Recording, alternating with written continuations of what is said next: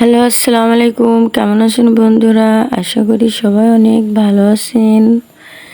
এই যে আমি আমার লাইফে প্রথম আজকে আমি তেলের পিঠা বানালাম। তার পেছনেও একটা বহুত কারণ আছে। কারণটা কি আপনারা শুনতে চান? সেই কারণটা হচ্ছে আজকে সকালবেলায় ঘুম থেকে উঠতে লেট হয়ে গেছে। তাই আপনাদের ভাইয়া তো খাবার করে দিতে হবে, তাই ও তো আর অফিসে না খাই যাইতে পারবে না। তাই আমি আজকে ভাবলাম যে একটু ঝালের গুঁড়া, একটু মশলার গুঁড়া দিয়ে একটু গোলা রুটি বানাই।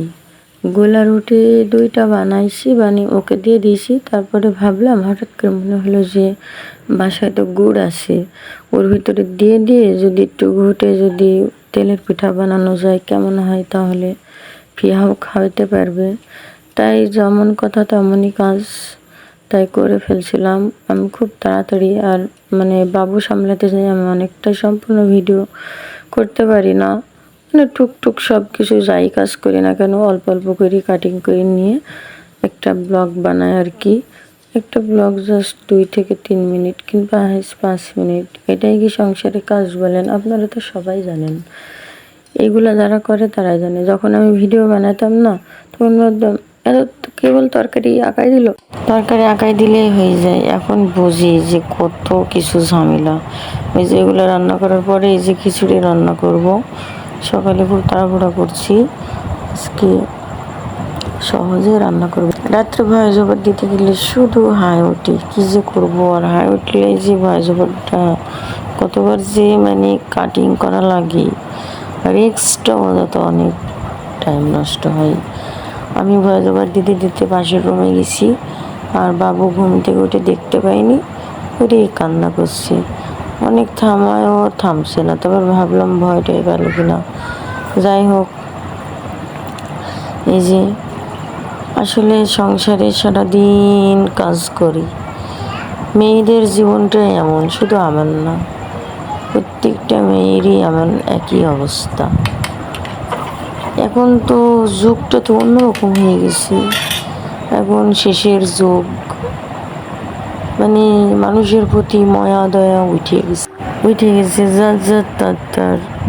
এখন সত্যি কথা বলতে কি, আমি না, প্রত্যেকটা মেয়ের সাথেই এমন হচ্ছে যে একই ছাদের নিচে স্বামী স্ত্রী সংসার করছি, থাকছি, খাচ্ছি, পড়ছি, কিন্তু এই মহব্বতটা নাই।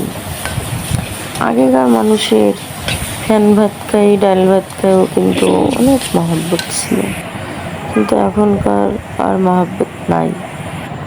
হাজব্যান্ড ওয়াইফের ভিতরে বাচ্চা থাকলে তার কথাই নাই, যে বাচ্চাটার মুখ ফেনে তাকেই কাছে। যাই হোক, সংসারে অনেক কাজ, একের পর এক প্রচুর কাজ, ভালো লাগে না আসলে। মেয়েদের জীবনটা কাজ কাজ করতে করতেই যায়। সে কথা আছে না যে ঢেকি স্বর্গে গেলেও ধান বানতে হয়।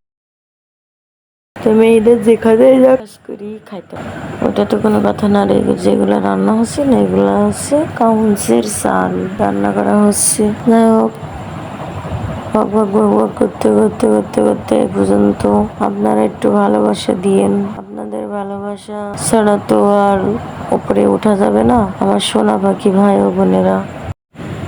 যেখানে থাকবেন ভালো থাকবেন, সুস্থ থাকবেন, আর আমার ব্লগটি দেখবেন, আর আপনার সুন্দর মতামত কমেন্টে জানিয়ে দেবেন।